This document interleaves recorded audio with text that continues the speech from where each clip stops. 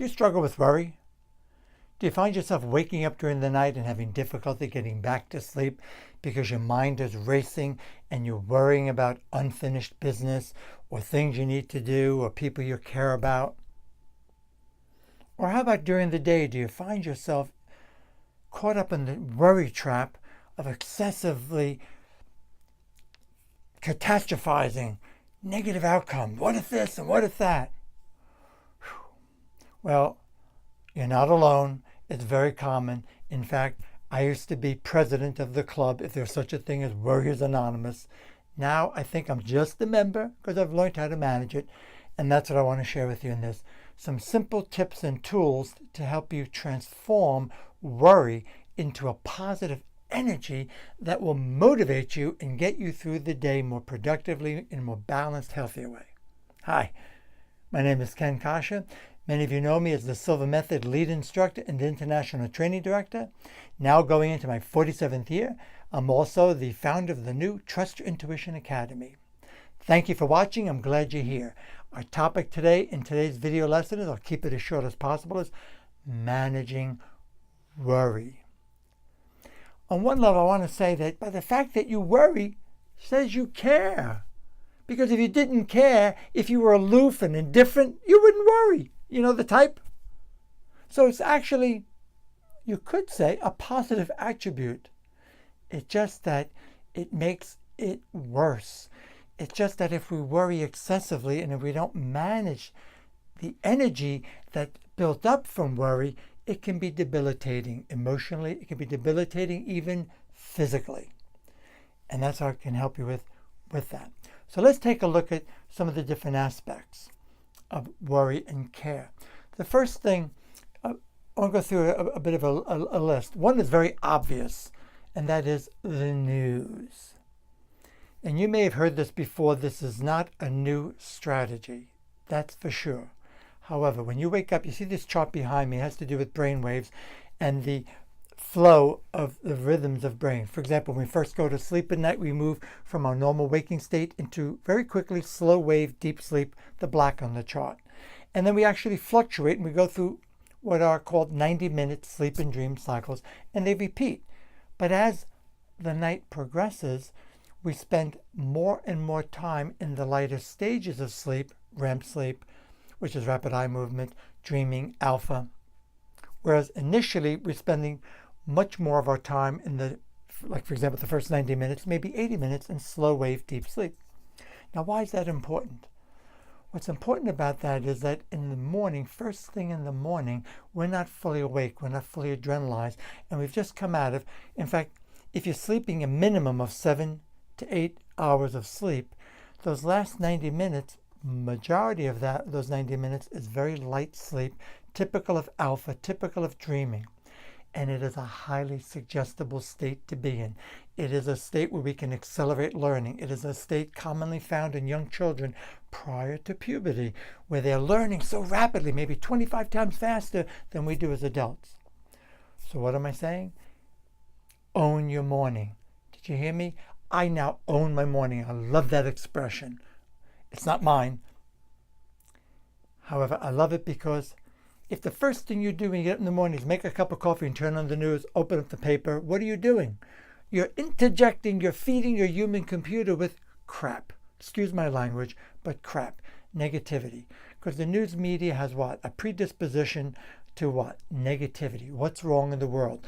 It gives very, very, very little, if any, time and attention to what's right in the world, to all the great people like yourself and people who are innovating, people having breakthroughs in medicine and science, people who are helping to turn energy, to convert energy into something useful for us, whether it be hydrogen, electricity, sun energy, etc., etc. I'm slipping on that. But you get the idea. And I know you know that. So watch all the news you want, read all the papers you want, just not in those first 30 minutes when you first wake up. It is golden time. And if you do that, I can tell you, fact, I have worked with a couple 100,000 people. I've been doing this work for nearly 47 years. I'm in my 47th year. I started when I was 19, going on 20. And I can tell you the most common thing I hear from my clients and my Silva Method students is, by not putting on the news first thing in the morning, they find they get through the day more easily. They have more energy. They feel more hopeful, more optimistic. And that's a good time to do your daily meditation, or to read some poetry, to read a good book, or to read some inspiration, or to spend some time with a friend, or to feel some appreciation and gratitude. Then watch the news if you like. Same thing at night before you go to sleep.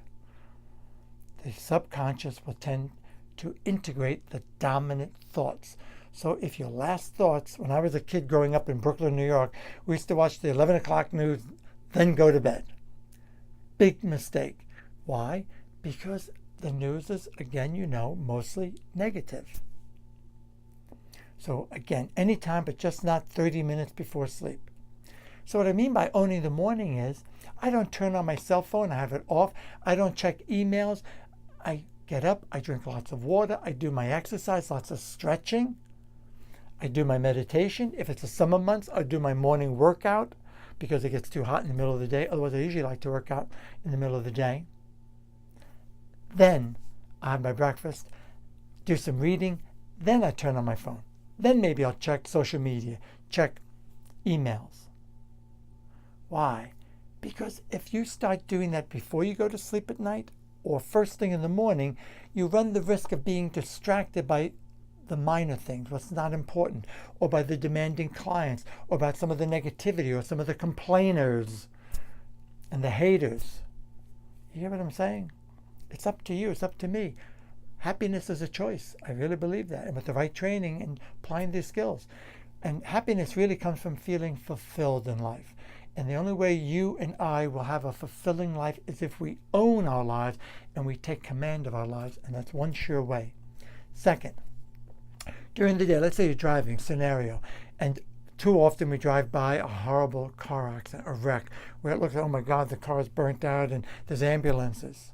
Well, instead of worrying or go, oh my God, I know it's horrible, right? That depends. For me, it's easy. I was raised dogmatically as a Catholic to say, God bless that person. I hope everything works out. Or create a mental, whatever is your persuasion, or create a mental picture, an image of the doctors taking care of them, doing the right thing for them, helping them. Because worry just creates anxiety.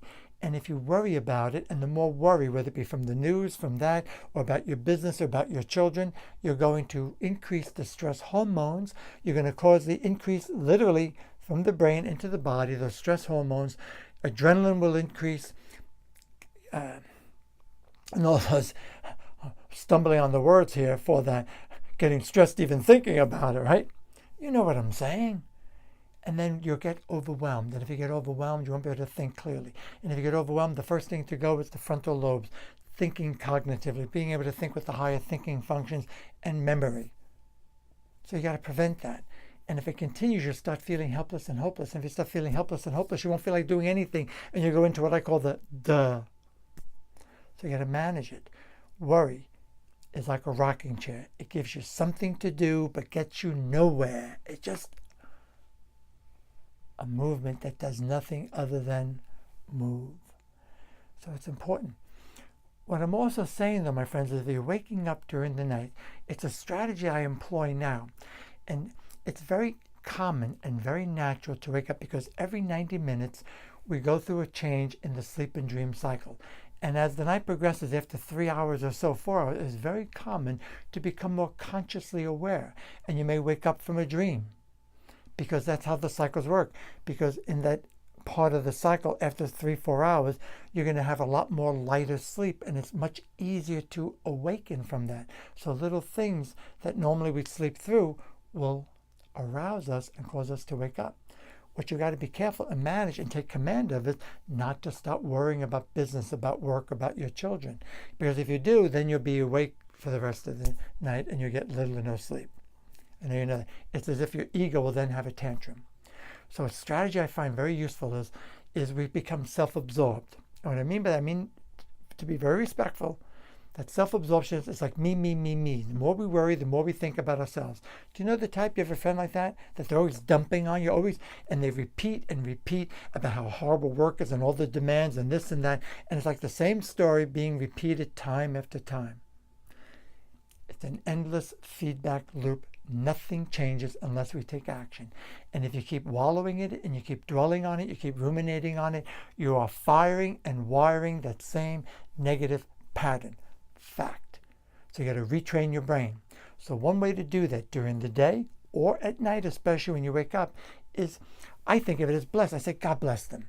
Now, that may not resonate with you. So just say, bless them, or this too shall pass, or may the best for all involved occur. Or if you're a visual person, imagine a visual image of a smile on the face and things working out and then figuring it out. Or maybe you think of the universe. Imagine the universe helping this person somehow, some way. In other words, think positive, healing thoughts for the person. I am a great believer in distant remote healing. I know it's still very controversial. I'm sorry. I've worked with too many people, a couple 100,000 people. I've access to millions through the network globally in the Silva Method organization. And we have experienced too many anecdotal experiences, anecdotal evidence, they call it, of those, you scratch at it and, something's happening beyond our present understanding. And frankly, I don't care what it is. So what I'm telling you, it's a way to transmute that energy into a healing energy, into a positive energy, so that you then reduce the stress hormones and prevent them from building up to the point where you get all anxious and not be able to get back to sleep. Make sense? So what I'm saying is, stop watching the news 30 minutes until after 30 minutes that you've been awake in the morning. Stop watching the news or social media or anything 30 minutes before you go to sleep, and then as much as you want. Then during the day or during the night, especially if you wake up and you're thinking of someone or work or whatever, a situation that you're concerned, bless it. Whatever you resonate with, think some positive healing thoughts, some corrective thoughts. And I'd love to hear from you, guys. I'm not making this up. This is not this big secret tool or technique. It's founded on good psychology and research.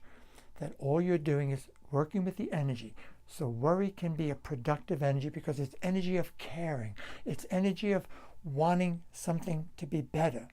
But we've just got to balance it and not let it get the most of us because we're ruminating on the negative outcome. Make sense?